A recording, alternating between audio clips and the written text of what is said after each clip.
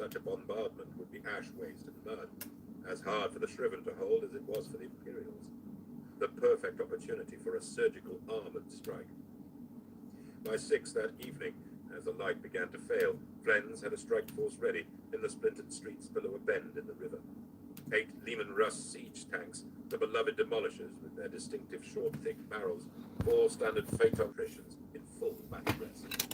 He was at the Ducal Palace, discussing operational procedures with Travier and several other senior officers who were also trying to assess the losses in terms of Tanith and Vitrians sustained that day, when the Voxcaster operator from the watchroom entered with a sheaf of transparencies that the cogitators of the orbital navy had processed and sent down.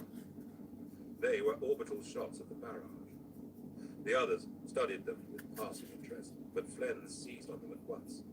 One shot showed a series of explosions going off at least a kilometer inside the bombardment line. Flens showed it to Dravier, taking the general to one side. "Short false shells," was the general's comment. "No, sir. These are a chain of fires. The blast areas of set explosions. Someone's inside there." Dravier shrugged.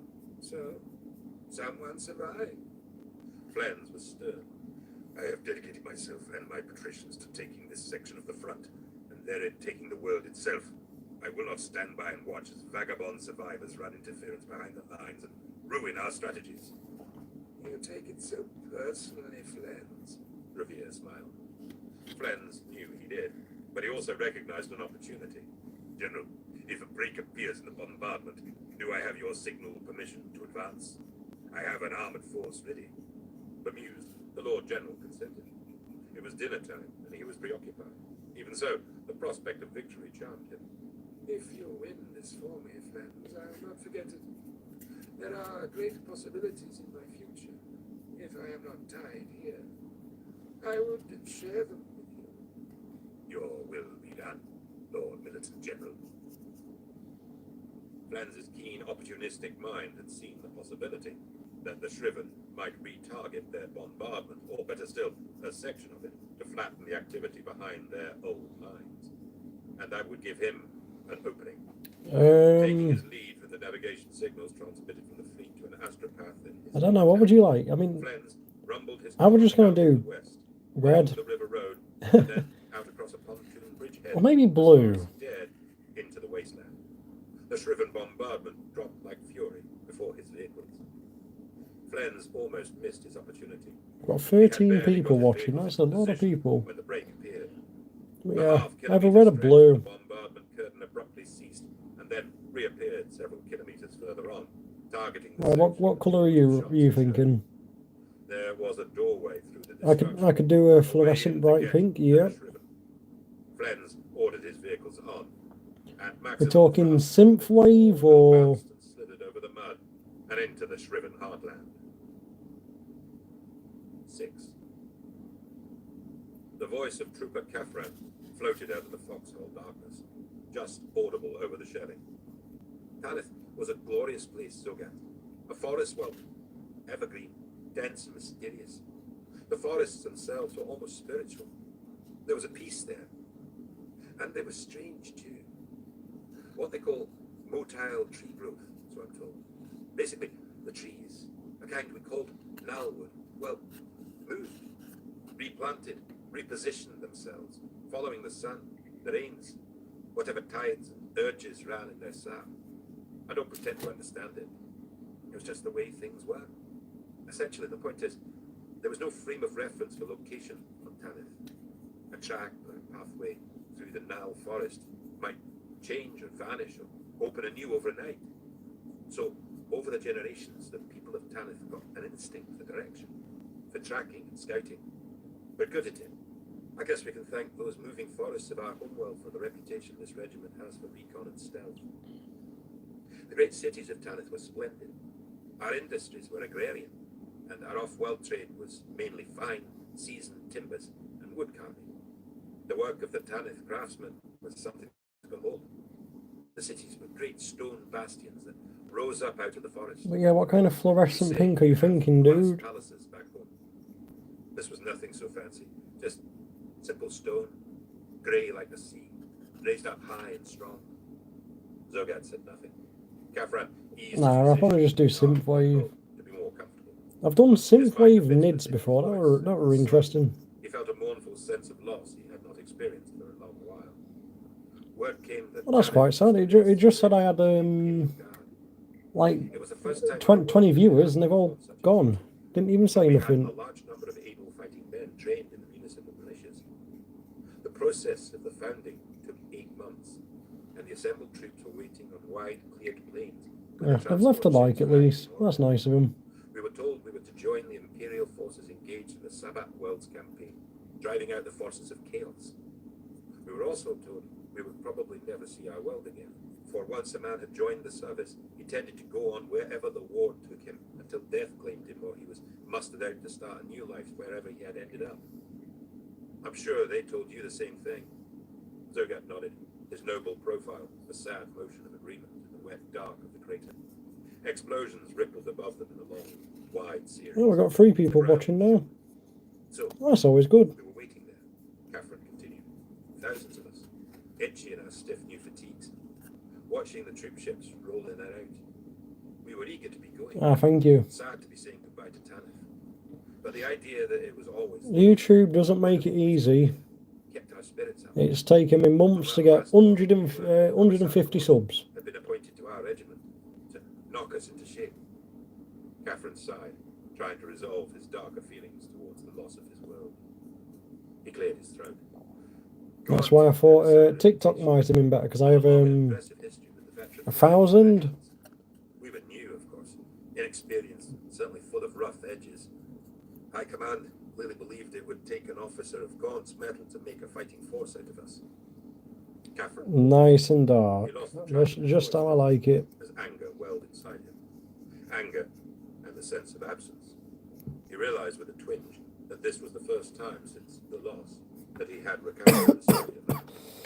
His heart closed convulsively around threads of memory, and he felt his bitterness sharpen. It all went wrong on that very last night. Embarkation. No, I tried TikTok earlier, dude. Nothing. I couldn't even change the title on it without it lagging. The Navy's picket duty not done its job. Last time I tried TikTok when I was playing Street Fighter or something, and I was like, I'll change the name to it. And it was like, no, it's going to be called Street Fighter 6 Ranked. And I'm thinking, for fuck's sake. The forces of darkness attacked my home world and erased it from the galactic records in the space of one night. Catherine paused again and cleared his throat. Zergat was looking at him in fierce wonder. Gaunt had a simple choice: to deploy the troops at his disposal for a brave last stand, or to take all those he could save and get clear. I don't like tech. None of us like that decision. I like it and I don't like it. Give our lives fighting for our home world. I suppose if we'd stayed on Tanith, we would have achieved nothing except maybe a valiant footnote in history. God saved us. He took us from a destruction we would have been proud to be a part of, so that we could enjoy a more significant elsewhere. Thank you. Zergat's eyes. Because I'll probably be up till like 2, No. Well, give or take. I do. As I would hate anyone. I can't sleep in this heat, man. Anyone who had sacrificed it to some greater good. Is this a greater good? I've fought with the ghosts on a dozen war fronts. I haven't seen a greater good yet. You do hate him. I admire him. I will follow him anywhere. That's all there is to say. I left my home world the night it died, and I've been fighting for its memory ever since. 4 people watching, then they're going to move on and they won't say nothing. I might. Gaunt only got away with enough for one regiment. The Tanith first. The first and only. That's what makes us ghosts, you see. The last few. Ah, bless you. Of the dead world. And I suppose we'll keep. What's in that big box? It's Terminators. There was no sound. The Termies. The of the bombardment outside. A Zergat was tank. silent for a long while. Then he looked up at the paling sky. It will be dawn in 2 hours, he said softly. Maybe we'll see our way out of this. Oh, they've gone, dude. You'd be right, Catherine replied, stretching his aching mud-caked limbs. The bombardment does seem to be moving away. Who knows?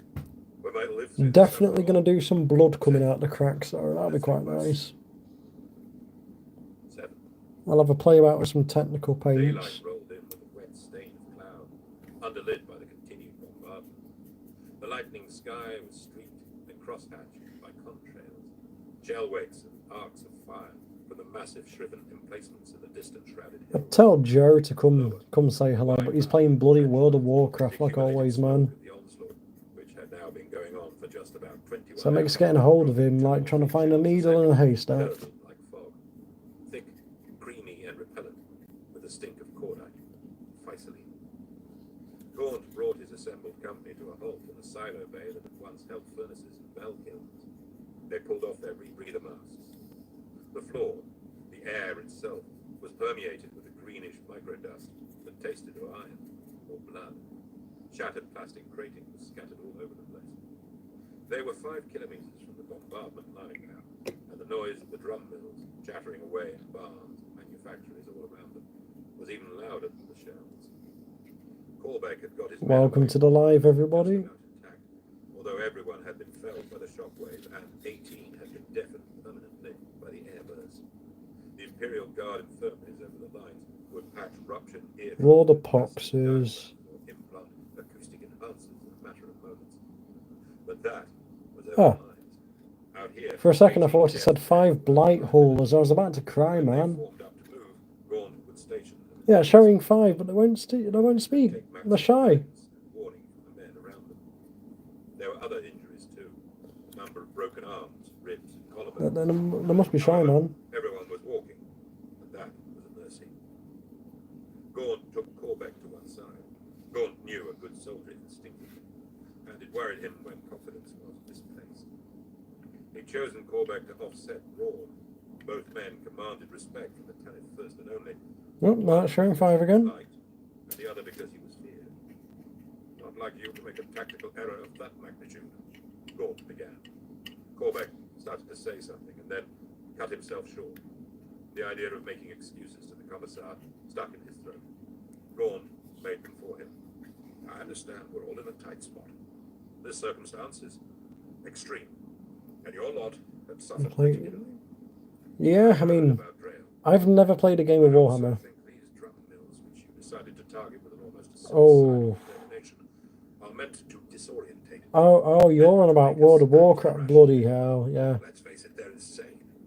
They are as much a weapon Essentially, as Joe wakes up at like 2 p.m. plays WoW all day. Then he There was a touch of weariness to his Yeah. open manner. he's What's your Joe. plan? Do we wait for the barrage to It's a good stop the dude. retreat? Gordon shook his head. I think we've come in so deep. But getting a hold of him is a pain. We'll wait for the scouts to return. The recon units returned to the shelter within half an hour. The scouts, some Vitrian, mostly Teneth, combined the data from their suites and built a picture of the area in a 2-kilometer radius for Gaunt and Zoran. What interested Gaunt most was a structure to the west. Oh no. 6 more blight haulers, are you serious? Oh no, I suppose you are quite serious. To the west rose the great hill line. To the immediate north, the shadowy bulk of habitat spires. Yep, 7 people here now. Wonder if anyone's going to speak. Their 100,000 windows all blown out by shelling. I would ask, can you hear me? But you can if we're talking. Enemy territory, but still no sign of a solitary living thing. Not even vermin. Oh, 8 people. Ooh, loads of people. There we All go. empty except for scattered support crates and stacking pallets of grey fiberglass. A crowd of battered yellow heavy lift trolleys were abandoned on the concourses before the bunkers. Munition stores, Zoran suggested to Gaunt. How's work been treating you anyways, Mike? Have a vast amount of shells for this bombardment, and they've already emptied these sheds. Gaunt, Well, never mind. yes. We've lost some They edged people. on, cautious, marching half-time and with weapons ready. The structure the reconnaissance had reported was ahead now. A cargo loading bay of tubular steel and riveted glass. The bay was mounted with hydraulic cranes and derricks on the surface, poised to lower cargo into a cavity below ground. The guardsman descended on the metal grilled stairway onto a raised platform that lay alongside a wide, well-lit tunnel that ran off out of sight into the impacted earth. The tunnel was modular, circular, Oh, 5 people here. with a raised spine running along the lowest part. Nice done that. Examined the tunnel and the armored control post overlooking it. Maglev light, said Fengor, who had done all he could to augment his basic engineering knowledge with off-world mechanisms. Still active. They cart the shells from the munitions dump and load them into the bay. Then load them onto bomb trains for fast delivery to the emplacements in the hills. He showed Yes, I know, you said hi. The flat plate glowed green, showing a flickering runic depiction of a tracked network. There's a whole transit system that purpose-built. I mean, people are leaving lights. Unless it's bugged and I can't see them talking. This spur has been abandoned because they've exhausted the munitions stores in this area. Gaunt was thoughtful. He took out his data slate and made a working sketch of the network map. The commissar ordered a 10-minute rest, then sat on the edge of the platform. No, I don't think it is bugging. Area maps of the old factory complexes from the slate's tactical archives.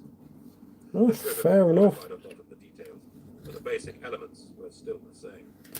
Colonel Zoran joined him. Something's on your mind, he began. Gaunt gestured to the tunnel. It's a way in. A way right into the central emplacements of the Shriven. They won't have blocked it because they need these maglev. Yeah, 8, 9, but they're also not talking. There's something odd though, don't you think? Zoran eased back the visor of his helmet. Odd. Last night I thought your assessment of their tactics was correct. They tried a frontal assault to pierce our lines, but when it failed, they pulled back to an extreme extent to lure us. So what else do you have for me to paint up, Mike? Any Imperial forces they'd drawn out. That makes sense of the available facts, Gaunt said. Even now, they must know they could only have fought a few thousand of us with that trick, and logic says most of us would be dead by now. So, why are they still shelling? Who are they firing? Oh dear. It's exhausting their shell stocks, it must be. They've been at Oh well, gets me more Warhammer off of you. and they've abandoned such a huge area of their lines. Gaunt nodded. That was on my mind too when dawn broke.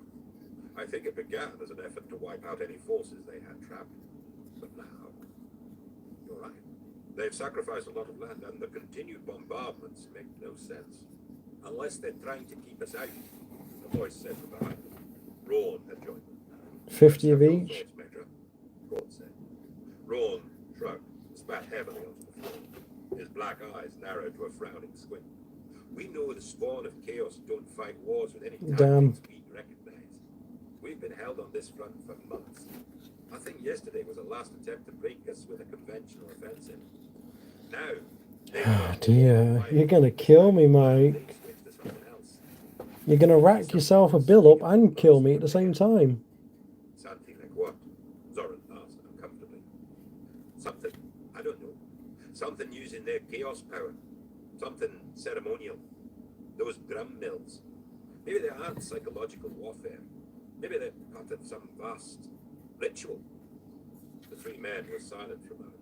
Then Zoran. Ah, yes, oh yes, indeed. Ritual magic? Don't mock what you don't understand, Gaunt warned. Rawn could be right. Emperor knows we've seen enough of their madness. Zoran didn't reply. He'd seen things too. Perhaps things his mind wanted to deny or scrub out as impossible. For Blight Lords aren't too bad. Then this is a way in, and we'd better take it. Because if Rawn's right... Next you're going to tell me you have a Death Guard Titan. 8.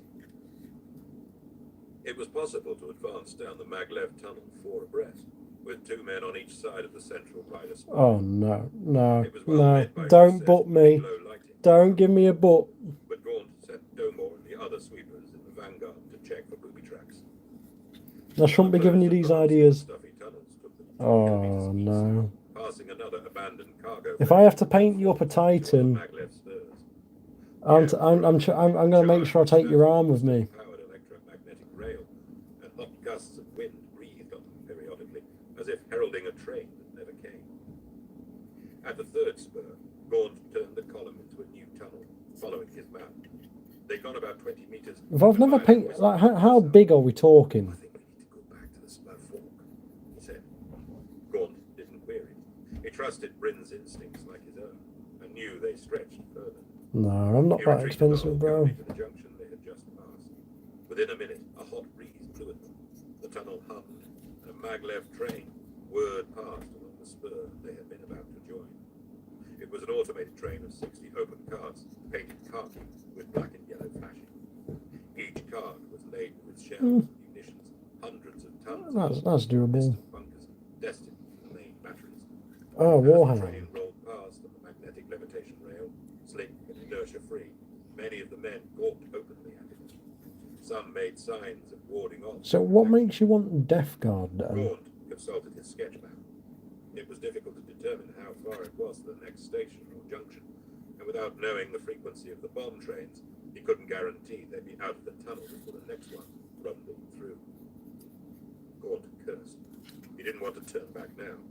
His mind raced as he reviewed his troop files, scrambling to recall personal details. "No more," he called, and the trooper hurried over. "Back on Tanith, you and Grell were engineers, right?" The young trooper nodded. "I was apprenticed to a timber haulier in Tanith Attica. I worked with heavy machines. Given the resources at hand, could you stop one of these trains?" "Sir." What's And up? then start it again? Domo scratched his Hello. neck as he thought. Short of blowing the magrail itself, Yes, you? you'd need to block or Good. short out the power that drives the train. As I understand it, the trains move on the rails, sucking up a power What is source it? from them. It's a conductive electrical exchange, as I've seen on batteries and flux units. We need some non-conductive material. That's Finding been a sat in way that across box the since rider Christmas. spine without actually derailing the train. What do you have in mind, sir? Stopping or Eat it slowing then. this train that passes, jumping a ride and starting it again. Domo grinned. And riding it all the way to the enemy. He chuckled and looked around. No. Then he set off towards Colonel Zoran, who was conversing with Discoloured. some of his men as they rested. Discoloured, some pink stuff will get that "Excuse out. me, sir." Domo began with a tight salute. "May I examine your body armor?" Zoran looked at the tenant trooper with confusion and some contempt. The gaunt soothed him with a quiet nod. Zoran drew up the gauntlet and handed it to Domo. The young tenant examined it with his eyes. "It's beautiful work. Is this surface tooth made of glass bead?" "Yes. Orc, great gargant. Scale segments woven onto a base fabric of thermal insulation. Non-conductive," Domo said, showing the glove to Gaunt. "I need a decent-sized piece. Maybe a jacket. And it may not come back in one piece."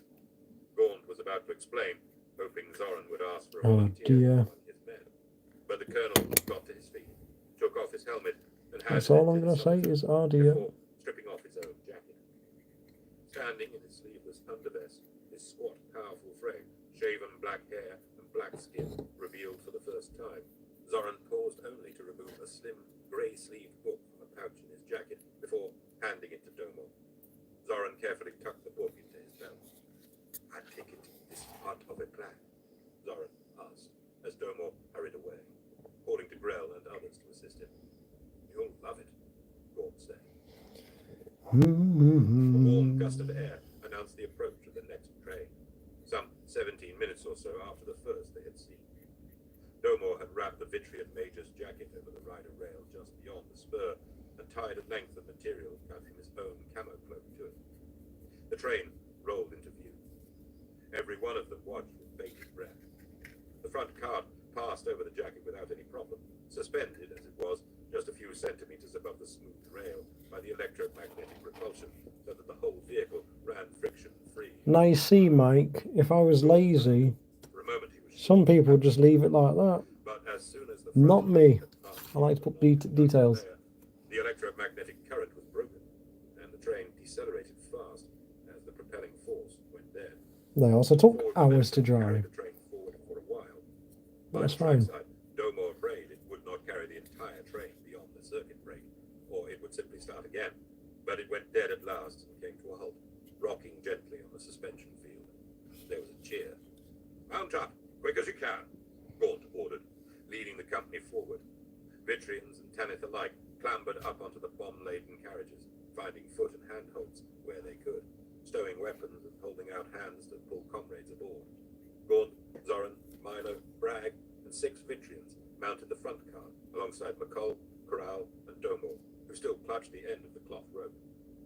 Good work, trooper, Gaunt said to the smiling Domor, and held a hand up as he watched down the train to make sure all had boarded and were secure.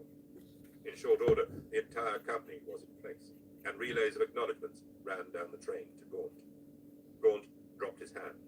Domor yanked hard on the cloth cord. It went taut, fought him, and then flew free, pulling Zoran's jacket up and out under the cart like a large flatfish on a line. In a moment, as the circuit was restored, the train lurched and silently 12 people, bloody hell. picking up speed. The tunnel lights began to strobe flash as they flicked past them. Clinging on carefully, Domor untied his makeshift cord and handed the jacket back to Zoran. Parts of the glass. What do you reckon to that, Mike? 12 people. Contact with the rail, but it was intact. Yep, 7. Pulled it back on with a solid knock. Gaunt turned to face the tunnel they were hurtling into. He opened his belt pouch and pulled out a fresh drum-pattern magazine for his bolt pistol. The 60-round capacity clip was marked with a blue cross to indicate the Inferno rounds it held. He clicked it into place and then thumbed his wire headset. 7's better than Ready, 1. weapons ready. Word is given. We're riding into the mouth of hell, and we could be among them any minute. Prepare for sudden engagement. Emperor be with you all. Along the train, las guns whined as they powered up. Launchers clicked to arm. Plasma packs hummed into seething readiness, and the igniter. Well, I can't really check at the minute. 9. Come on. But I'm sure I'll get the gist. Picking up the side of the stinking shell hole that had been home for the best part of the day. Zogat followed. They blinked up into the dawn light. The barrage was still thundering away, and smoke-washed fog licked down across no man's land. Which way? Ah, yes, thank you. I love painting big things. Home. Lots of big things that will use lots of paint. Love it. Struggling over wire and twisted shards of concrete. Do you think we may be the only 2 left? The Vitrian asked. Look at that, Mike. 12 people. We may be indeed. And that makes me the last of the Tanith. The Jantine armored unit stabbed into the shriven positions behind the barrage. Well, now it's 10. Kilometers or more of advancing, they had met. Oh dear. The old factory areas were lifeless and deserted. Flens called a halt and rose out of the top hatch to scan the way ahead through his scope. The ruined and empty buildings stood around in the fog like phantoms. There was a relentless drumming sound that bit into his nerves. Head for the hill line, he told his driver as he dropped back inside. If we do no more than silence their batteries, we will have entered the chapters of glory.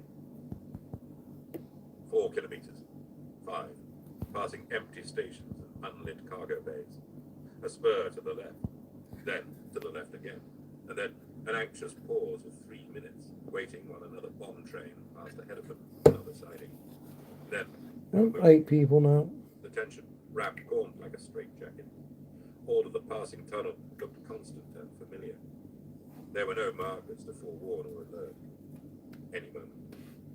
The bomb train slid into a vast cargo bay on a spur siding, coming to rest alongside 2 other trains that were being offloaded by cranes and servitor lifters. An empty train was just leaving on a loop that would take it back. Someone's just scrolled past. The chamber was lofty and dark, lit by thousands of lanterns. I'm not really sure what to talk about, to be fair, Mike. It was hot and smelled bitter, like a furnace room. The walls, as they could see them, were inscribed with vast sigils of chaos. And When you say nod stuff, do you mean nid, or do you actually mean nod? If so, what is a nod? And made their heads pound if they looked for longer. Unclean symbols, symbols of pestilence and decay.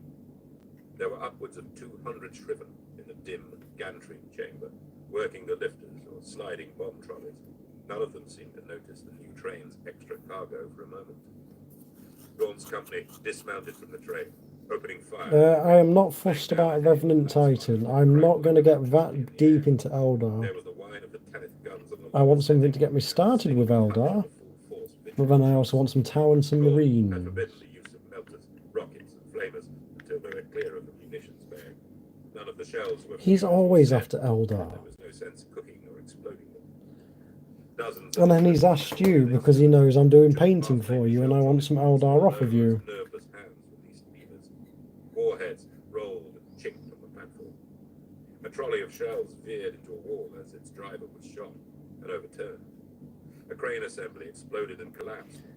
The guards Or we could tell him, the Vitrian dragoons you can have Eldar when you stop playing fucking WoW. taking point of cover after He's got like sliding down 8 max level characters. Like, Jesus, were man. returning fire, but their efforts were dealt with mercilessly. Gaunt had Tell you, tasked I can never get hold of him without him going, oh, I'm in a raid. with his bolt pistol. Yeah, cool, but you said you'd call me, man. A trio of other Tanith snipers with the needle pattern las guns were done. Sometimes I just want to twat him on the head. Shriven on the overhead catwalks. Trooper Bragg had an assault cannon which he had liberated from a pintle mount some weeks before. Gaunt had never seen a man fire one 16. with a power Fucking armor, hell. recoil compensators, or lift capacity before. Bragg grimaced. What do you reckon, Mike? We twat Joe on the head. 6 cycling barrels, and his aim was its usual miserable standard. He killed dozens of the enemy anyway, not to mention a maglev train. The Ghosts led the fight up out of the cargo bay and onto loading ramps, which extended up through great caverns cut into the hillside. A layer of blue smoke rose up under the flickering pendulum lighting rings.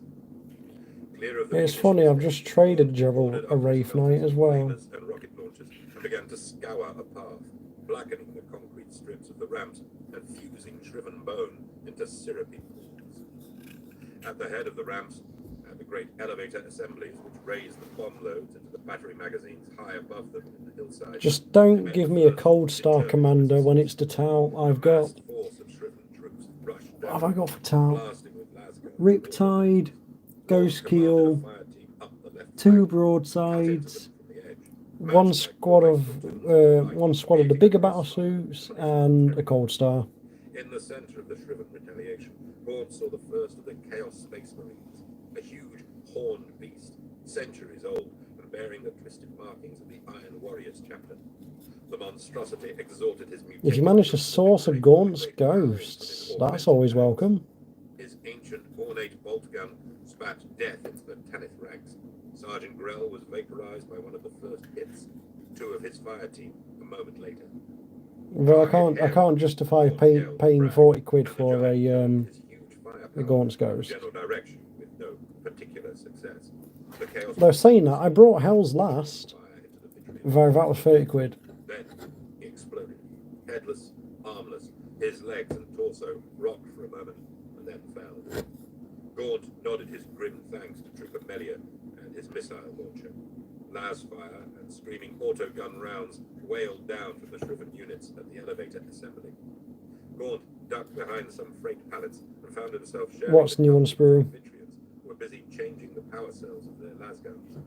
Well, you've got a Gaunt's Ghost new on Sprue? Gaunt asked briskly as he swapped the empty drum of his bolt pistol with a fresh sickle pattern clip of Kraken penetrators. Oh, you have? Yeah. Responded one, a Vitrian I'd nab it off of you. Gaunt thumbed his microbead headset. That's if you're willing to split it.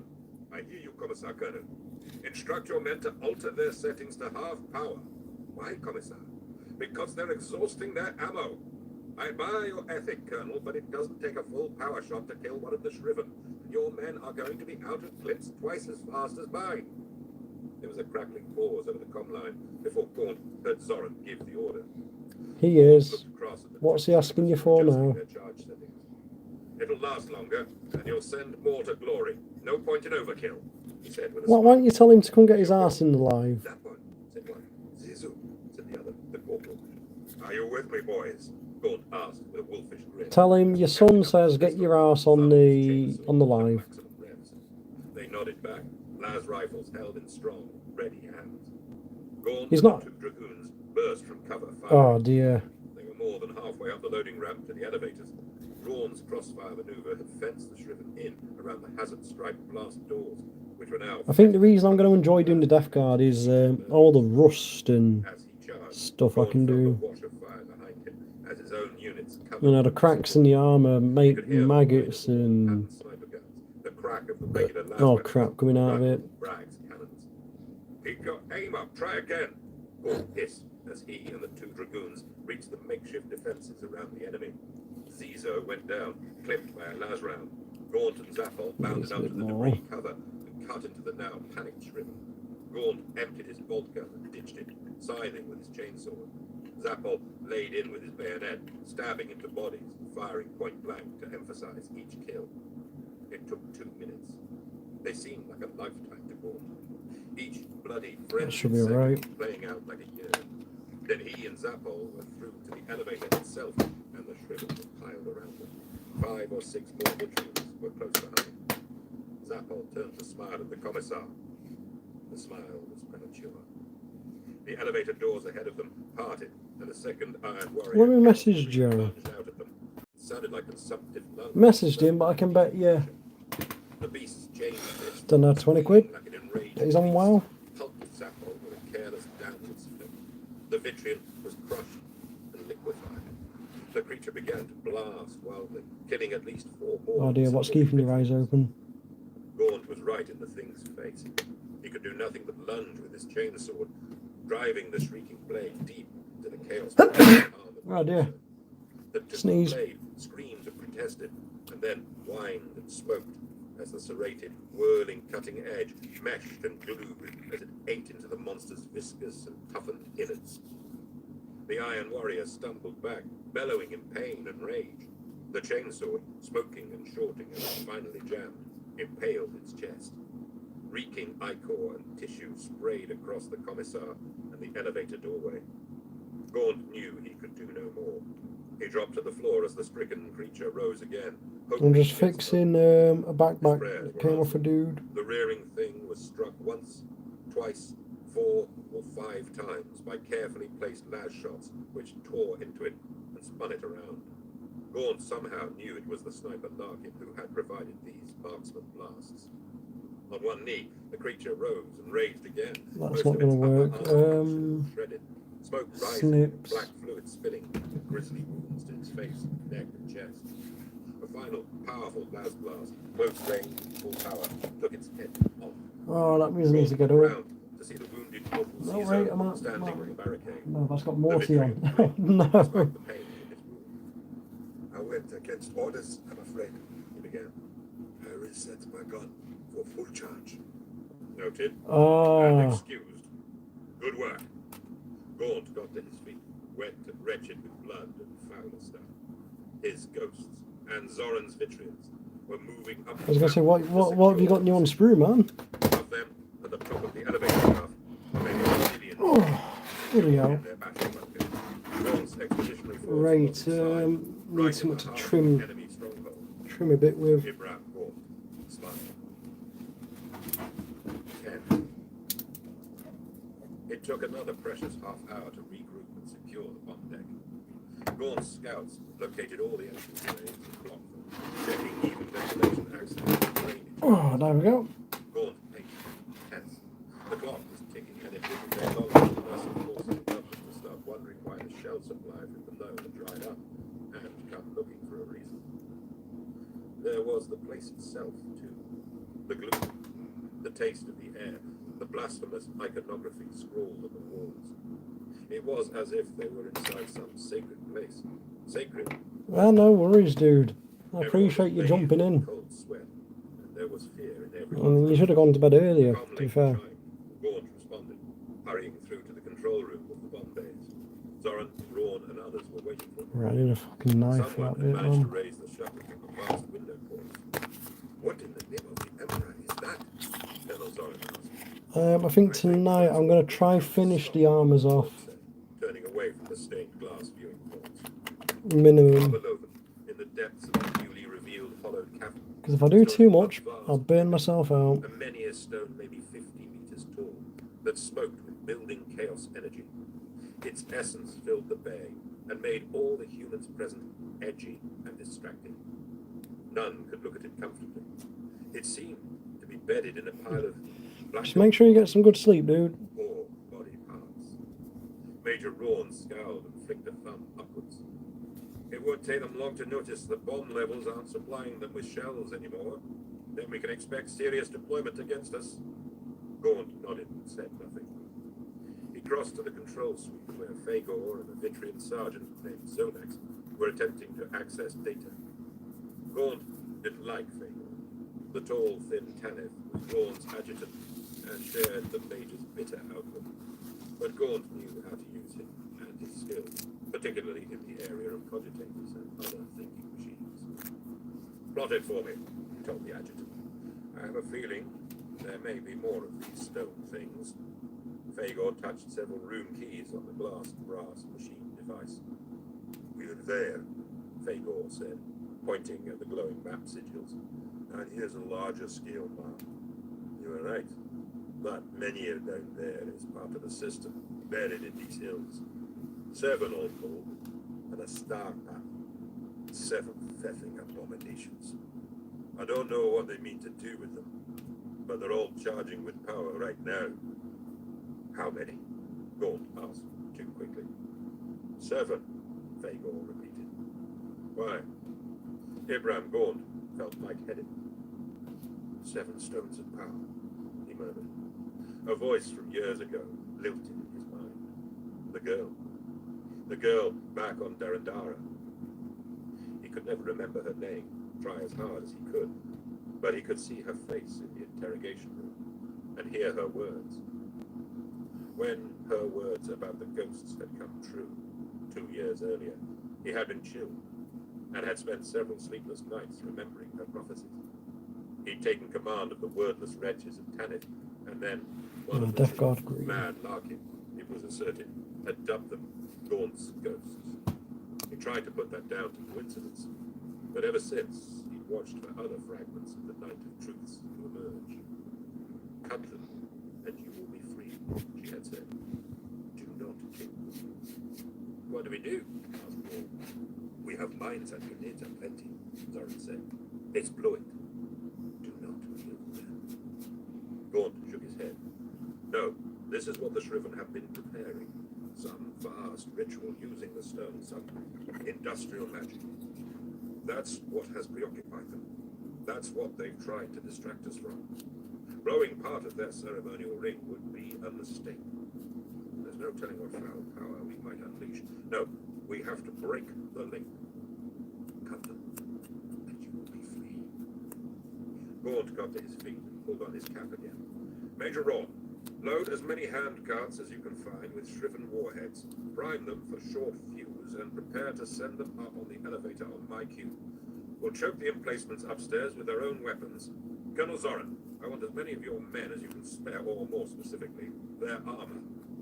The Major and the Colonel looked at him blankly. Now, he added sharply. They leapt to their feet. Gaunt led the way up the ramp towards the menu. It smoked with energy, and his skin prickled uncomfortably. Chaos energy smelt that way, like a tangy stench there goes that. of blood and electricity. None of them dared look down at the twisted, solidified mound below them. What are we doing?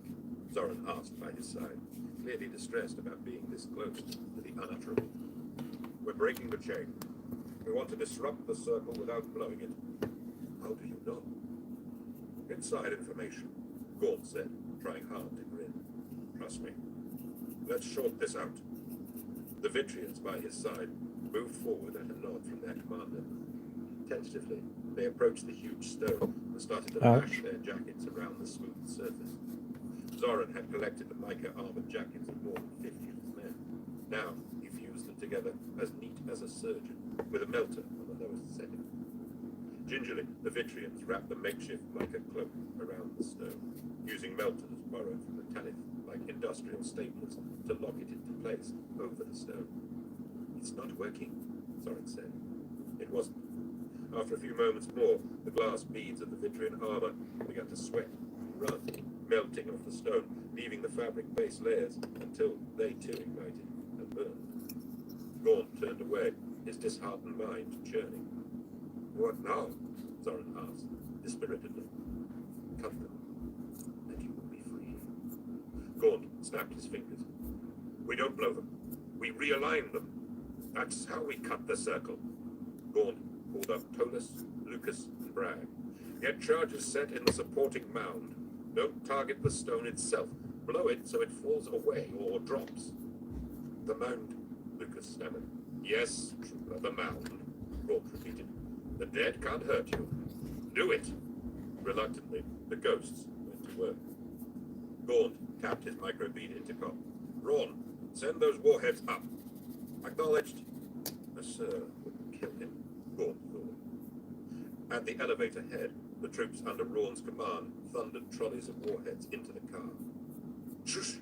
A Vitrian said suddenly. They stopped. A pause.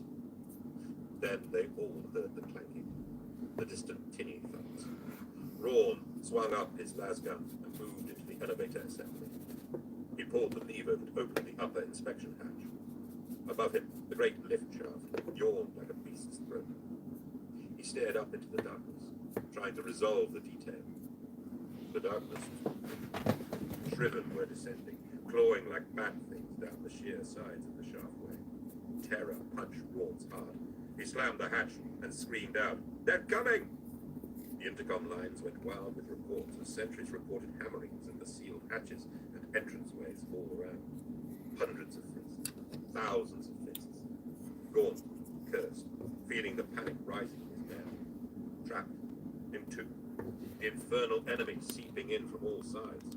Speakers mounted on walls and consoles all around swarmed into life, and a rasping voice, echoing and overlaying itself from 100 places, spat inhuman gibberish into the chambers. Shut that off! Gaunt yelled at Fagor. Fagor scrabbled desperately at the controls. I can't, he cried. A hatchway to the east exploded inwards with a shower of sparks. Men screamed. Lasfire began to chatter. A little to the north, another doorway blew inwards in a flaming gout, and more shriven began to battle their way inwards. Gaunt turned to Corbeck. The man was pale. Gaunt tried to think, but the rasping, reverberating snarls of the speakers clogged his mind. With a bark, he raised his pistol and blasted the nearest speaker set off the wall. He turned to Corbeck. Start the retreat, as many as we dare to keep the covering fire.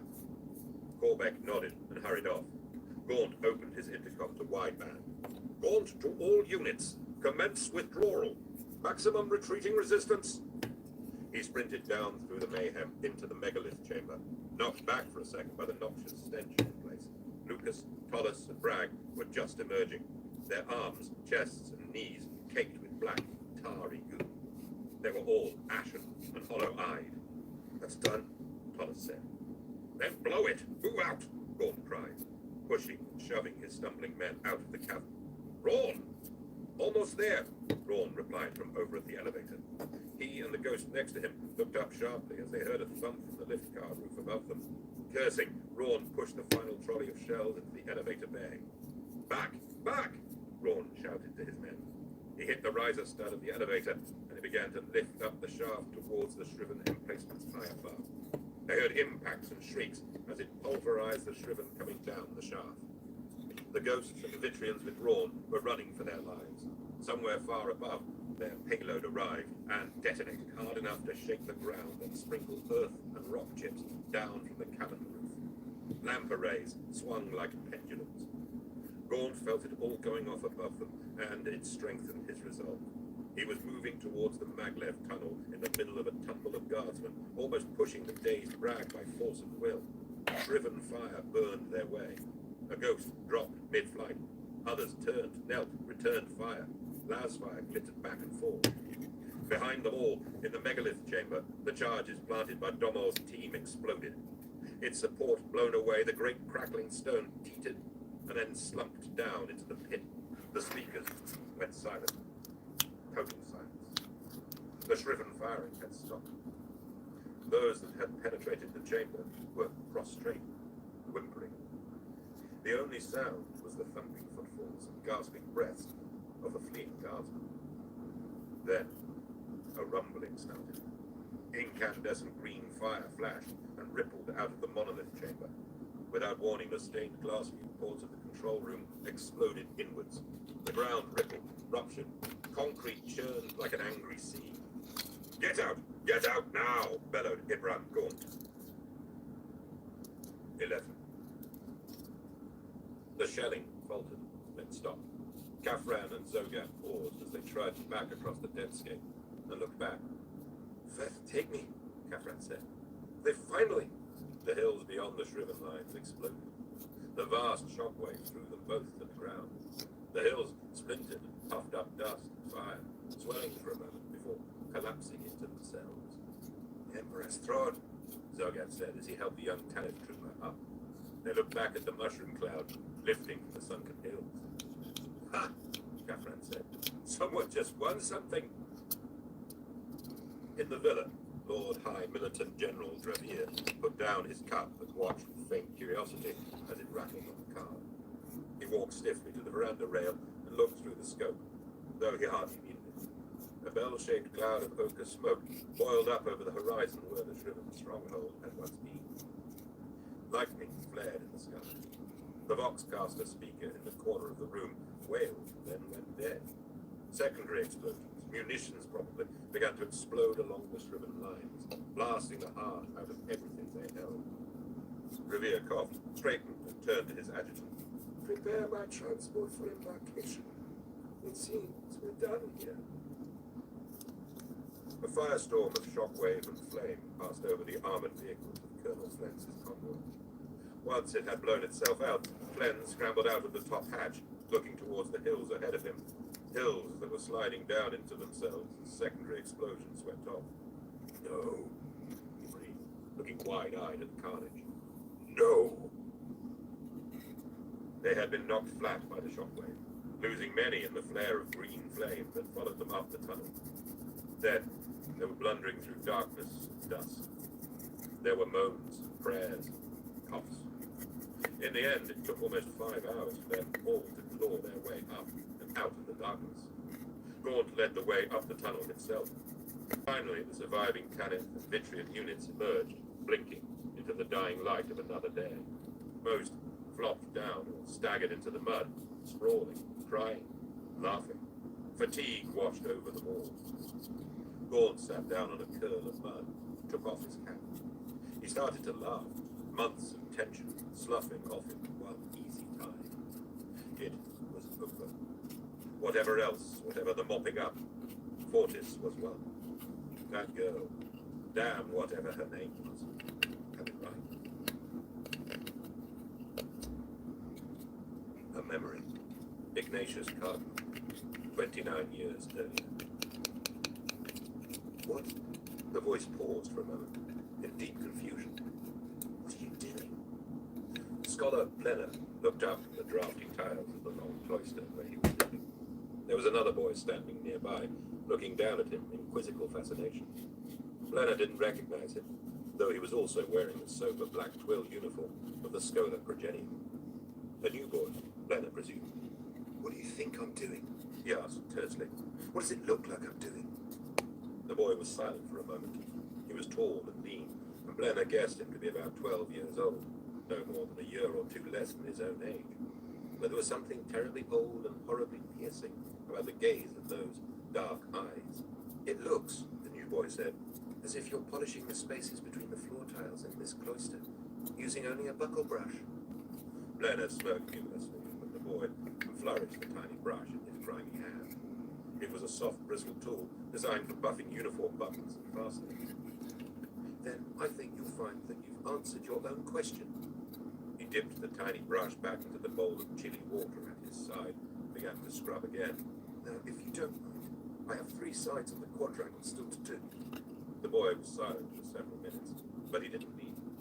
Blenner scrubbed at the tiles and could feel the stare burning into his neck. He looked up again. Was there something else? The boy nodded.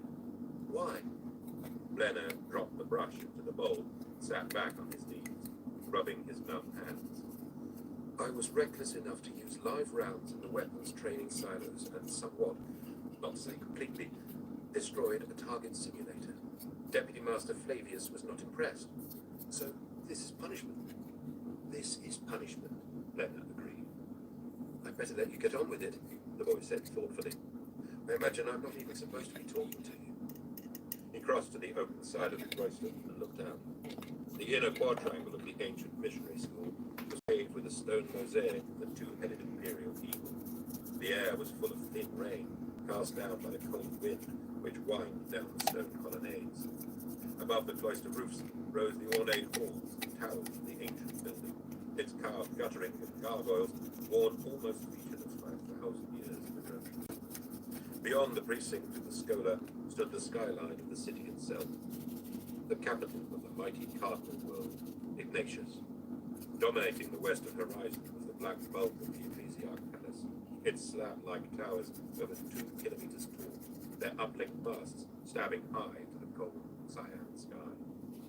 It seemed a damp, dark, cold place to live. Ibram Gaunt had been stung by its bone-deep chill from the moment he had stepped out of the shuttle which had conveyed him down to the landing fields from the frigate ship that had brought him here. From this cold world, the Ministorum ruled a segment of the galaxy with the iron hand of the Imperial flame. He had been told that it was a great honor for him to be enrolled in the Schola Progenium on Ignatius. Ibram had been taught to love the Emperor by his father, but somehow this honor didn't feel like much compensation. Even with his back turned, Ibram knew that the older, thicker-set boy scrubbing the tiles was now staring at him. "Do you now have a question?" he asked without turning. "The usual," the punished boy said. "How did they die?" "Who? Your mother? Your father? They must be dead. You wouldn't be here in the orphanage if they weren't gone to glory." "It's the Schola Progenium, not an orphanage." "Whatever. This hallowed establishment is a missionary school. Those who are sent here for education are the offspring of imperial servants who have given their lives for the Golden Throne. So, how did they die?" Ibram Gaunt turned. "My mother died when I was born. My father was a colonel in the Imperial Guard. He was lost last autumn in an action against the Orcs on Kentor." Lena stopped scrubbing and got up to join the other boy. "Sounds juicy," he began. "Juicy? Guard heroics and all that? So what happened?" Ibram Gaunt turned to regard him, and Lena flinched at the depth of the gaze. "Why are you so interested? How did your parents die to bring you here?" Lena backed off a step. "My father was a space marine.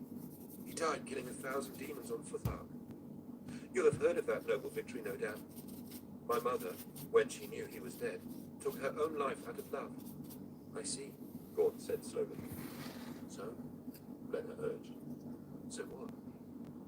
How did he die? Your father?" "I don't know.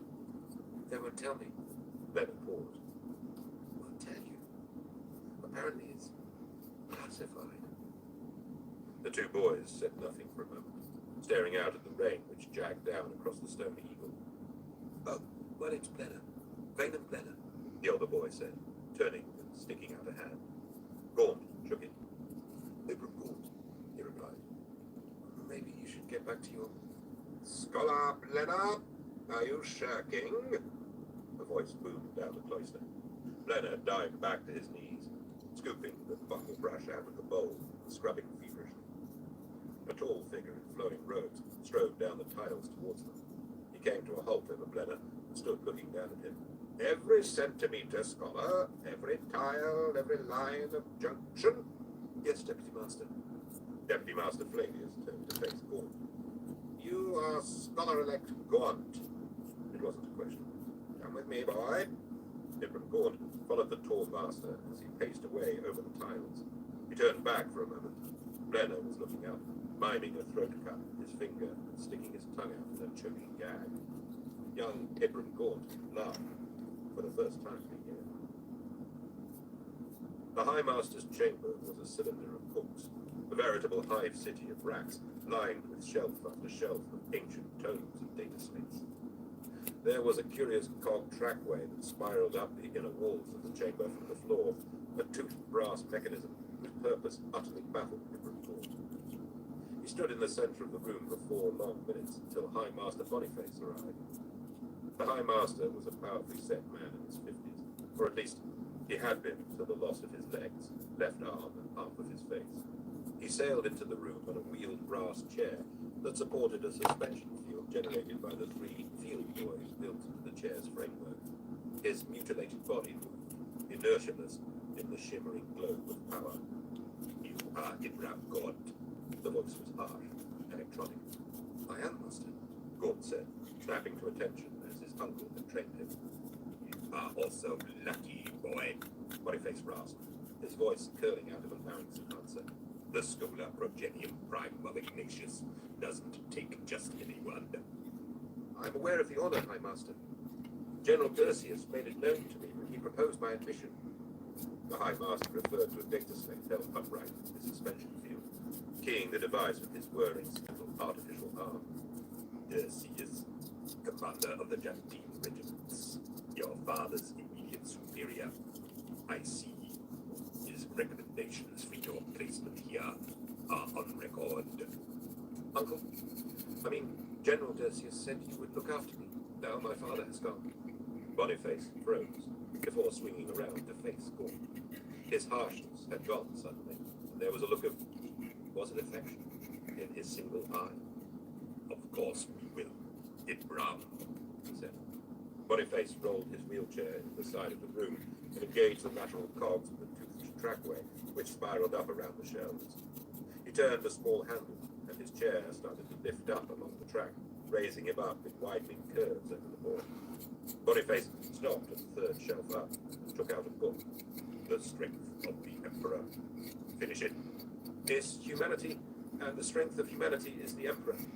The Sermons of Sebastian Thor, Volume 23, Chapter 62. Boniface wound his chair up higher on the spiral and selected another book. The Meaning of War. Is Victory, Gaunt replied eagerly. Lord Militant Gresh, Memoirs, Chapter 9.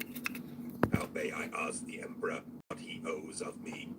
When all I owe is to the Golden Throne, and by duty I will repay, Gaunt returned. The Spheres of Longing, by Inquisitor Ravener, Volume 3. Boniface wound his chair down to the carpet again, swung round to face Gaunt. Volume 2, actually. He stared at the boy. Gaunt tried not to shrink from the exposed bristle and tissue of the half-made face. Do you have any questions? How did my father die? No one's told me. Not even General Dersius. Why would you want to know that? I met a boy in the cloisters, Blenner. He knew the passing of his parents. His father died fighting the enemy at Futhark, and his mother killed herself for the love of him. Is that what he said? Yes, Master. Scholar Blenner's family were killed when their world was virus-bombed during a gene-stealer insurrection. Blenner was off planet, visiting a relative, an aunt, I believe. His father was an administrator cleric. Scholar Blenner always has had a fertile imagination. His use of live rounds? In training? The cause of his punishment? Scholar Blenner was discovered painting rude remarks about the Deputy High Master on the walls of the latrine. That is the cause of his punishment duty. You're smiling, Gaunt. Why? No real reason, High Master. There was a long silence, broken only by the crackle and fizz of the High Master's suspension. How did my father die, High Master? Ibram Gaunt asked. Boniface clamped the data slate shut with an audible snap. That's classified. Welcome. City. Pyrax. 1. The Imperial Needle was quite a piece of work, Colonel Colbeck decided. It towered over Crasium, the largest and oldest city on Pyrax. A 3,000-meter ironwork tower, raised 400 years before, partly to honor the Emperor, but mostly to celebrate the engineering skill of the Pyrakians. It was taller than the jagged turrets of the Arbites precinct, and it dwarfed even the great twin towers of the Ecclesiarch Palace. On cloudless days, the city became a giant sundial, with the spire as the gnomon. City dwellers could tell precisely the time of day by which streets in the city were in shadow. Today was not a cloudless day. It was winter season in Crasium. I don't know, dude. It's just you and Mike. Reflective white, like an untuned Vistacaster screen. Snow flooded down out of the leaden sky to ice the Gothic rooftops and towers of the old grey city. edging the ornate decorations, the wrought iron guttering and brass eaves, the skeletal fire escapes, and the sills of lancet windows. But it was warm down here on the streets. Under the stained glass beaded ironwork awnings which edged every thoroughfare, the walkways and concourses were heated. Kilometers below the city, ancient turbines pumped warm air up to the hypercores beneath the pavements, which circulated under the awning levels. A low-power energy sheet, broadcast at first floor height, stopped rain or snow from ever reaching the pedestrian levels, for the most part. At a terrace cafe, Corbeck, the jacket of his Tanith colonel's uniform open and unbuckled, sipped his beer and rocked back on his black ironwork chair. They liked black ironwork here on Pyrites. They made everything out of it, even the beer, judging by the taste. Corbeck felt relaxation flood into his limbs for the first time in months. The hellhole of Fortis Binary was behind him at last. The mud, the vermin, the barrage. It still flickered across his dreams at night, and he often woke to the thump of imagined artillery. But this, a beer, a chair, a warm and friendly street, this was living again. A shadow, apparently bigger than the Imperial Needle, blotted out daylight. "Are we set?" Trooper Bragg asked. Corbeck squinted up at the huge, placid-faced trooper, by some way the biggest man under his command. "That's still early. They say this town has quite a nightlife, but it won't get going until after dark." "Ship's dead. No fun," Bragg said drearily. "Hey, lucky we've got pyrites rather than Guspidin. By all accounts, that's just dust and slag and endless hides." The lighting standards down each thoroughfare and under the awnings were beginning to glow into life as the automated cycle took over, though it was still daylight. "We've been talking," Bragg began. "Who's we?" Corbeck said. Loxony, and Val, and Blaine." Bragg shuffled a little. "We heard about this little wagering joint. That might be fun." "Fine." Except it's What? Corbeck said, knowing full well what the would be. "That's in a cold zone," Bragg said. Corbeck got up and dropped a few coins of the local currency on the glass-topped table next to his empty beer glass. "Trooper, you know the cold zones are off limits," he said smoothly. "The regiments have been given 4 days' recreation in this city, but that recreation is contingent on several things. Reasonable levels of behavior, so as not to offend or disrupt the citizens of this most ancient and civilized world. Restrictions as to the use of prescribed bars, clubs, wager halls, brothels, and a total ban on Imperial Guard personnel leaving the heated areas of the city. The cold zones are lawless." Bragg nodded. "Yeah, but there are 500,000 guardsmen on leave in Gracia, clogging up the starports and the tram depots. Each one has been to feathering hell and back in the last few months. Do you honestly think they're going to behave themselves?" Corbeck pursed his lips and sighed. "No, Bragg, I suppose I can help. Tell me where this place is. The one you're talking about. I've an errand or two to run. I'll meet you there later. Just stay out of trouble." 2. In the mirror-walled smoke-wreathed bar of the Kona Imperial, one of the better hotels in uptown Croatia, right by the Administratum complex, Commissar Vainam Blenner was describing the destruction of the enemy battleship Heradicus. It was a complex, colorful evocation, involving the skilled use of a lit cigar, smoke rings, expressive gestures, and throaty sound effects. Around the table, there were appreciative looks and laughs. Ibram Gaunt, however, watched and said nothing. He was often silent. It disarmed people. Blenner had always been a tale-spinner, even back in their days at the Schola Progenium. Gaunt always looked forward to their reunions. Blenner was about as close as he came to having an old friend, and it strangely reassured him to see Blenner's face, constant through the years when so many faces perished and disappeared. But Blenner was also a terrible boast, and he had become weak and complacent, enjoying a little too much of the good life. For the last decade, he'd served with the Gregorian Third. The Greys were efficient, hard-working, and few regiments were as unswervingly loyal to the Emperor. They had spoiled Blenner.